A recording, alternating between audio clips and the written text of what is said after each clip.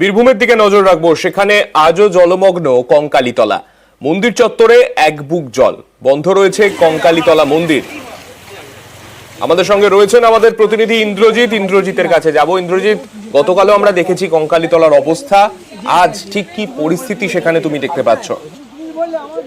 দেখো, এখনো পর্যন্ত যেটা দেখা যাচ্ছে, যত সময় বাড়ছে ততটাই কিন্তু জল বাড়ছে। কালকে যেমন দেখা যাচ্ছিল মন্দিরে যে নাথ মন্দির, সেই পর্যন্ত কিন্তু প্রবেশ করা যাচ্ছিল, কিন্তু আজকে বা কালকে সন্ধ্যার পর থেকে সেটাও কিন্তু আর প্রবেশ করা যাচ্ছে না। তার জন্যই কিন্তু মন্দির কমিটির পক্ষ থেকে ইতিমধ্যেই যে পূজা অর্চনা যে ভক্তরা যারা আসছে তাদেরকে বন্ধ করে দেওয়া হয়েছে, মন্দিরের ভেতরে প্রবেশ করা বন্ধ করে দেওয়া হয়েছে।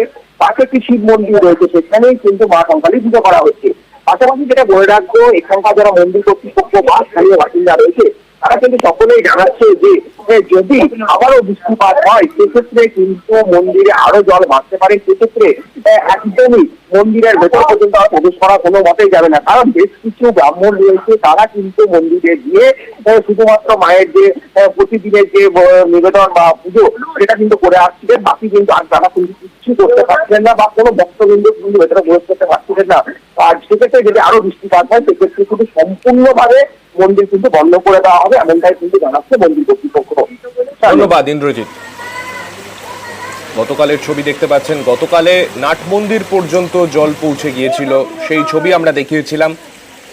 আমাদের প্রতিনিধি ইন্দ্রজিৎ যেমনটা জানালেন, আজকে কিন্তু জলস্তর আরো বাড়ছে।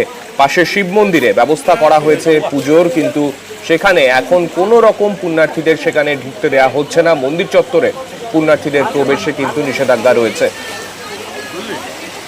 যাওয়ার চেষ্টা করেছিলাম।